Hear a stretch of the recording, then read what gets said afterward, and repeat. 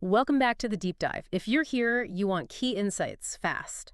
And today, we're looking at something we've all experienced, or maybe wished we experienced more. Right, personalization in restaurants, specifically the dine-in experience. Uh-huh. We're drawing on some great material from Restaurant Growth Hub by Foodcast for this. And our mission really is to get under the hood. Yeah. Why does this personalization thing work so well for restaurants? And, how can they actually make it happen? Well, the why is fascinating. The Foodcast piece points out it hits something really basic in us humans. Like, the need to be recognized. Exactly. We crave being seen, being remembered. It feels validating, makes the whole interaction feel, well, warmer, more memorable. Yeah, totally. I mean, think about walking in and the server says, "Hey, welcome back." The usual corner table, it's instantly different. Completely. It shifts it from just, a transaction. And the source says this builds a real emotional connection, not just a fleeting nice moment. And that connection, that's like the foundation for loyalty, isn't it? If you feel genuinely seen, remembered. You're much more likely to go back. Makes sense. It's not just about efficient service. It actually drives repeat visits. Definitely. The article argues that point quite strongly. Plus, it can even kind of nudge our choices, right? Yeah. What we end up ordering. Yeah, that's another angle. Tailored recommendations maybe based on past orders or, hey, even dietary needs they remember. Mm. That can make you try something new, maybe order an extra side or dessert. It can actually boost the check size. Okay, so the why is pretty clear. It taps into psychology, builds loyalty, influences spending. So how do restaurants actually do this? What are the practical steps? Right, the how.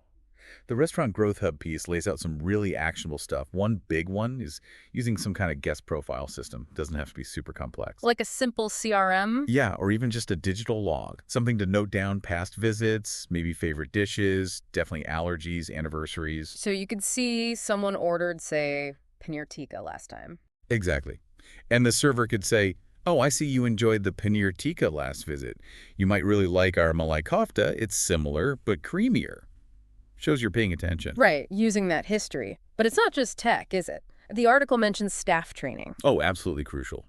The tech gives you the info, but the staff have to, use it effectively. So training them to actually greet regulars by name. Maybe mention a previous order if it feels natural. Precisely.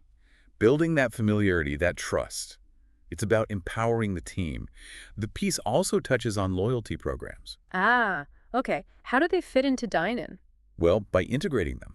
You use the data collected, maybe online orders, maybe previous dine-in visits, to offer personalized rewards when they come in to eat. Smart. Using what you already know. And what about those table management tools? Like OpenTable, Resi? Yeah, those platforms are mentioned too. Restaurants can actually use them to log guest preferences when the booking is made. Oh, interesting. So staff get a heads up before the guest even walks in.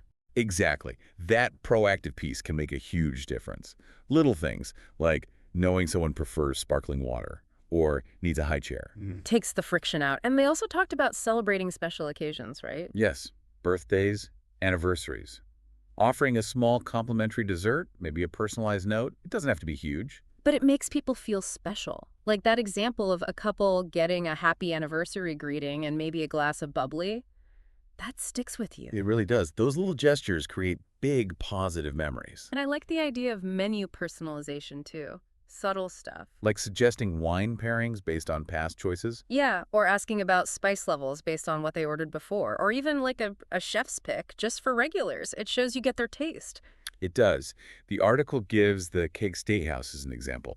Remembering a regular's favorite wine, offering that, or suggesting something new but similar. It's that anticipation, isn't it? Knowing what they might like before they even ask. That's what elevates it.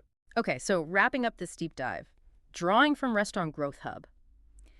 It seems clear that personalization in Dine-In is powerful. Definitely. Recognizing guests, creating those emotional links, tailoring recommendations. Yeah. It all adds up. It leads to happier customers, more loyalty, and yeah, probably more spending too. Which leaves us with a thought, maybe for everyone listening. Think about when you're the customer. What are those small personalized things that really resonate? Those little details that make you feel genuinely seen, not just processed. Yeah, what makes an ordinary meal out feel, I don't know, special enough that you really want to go back?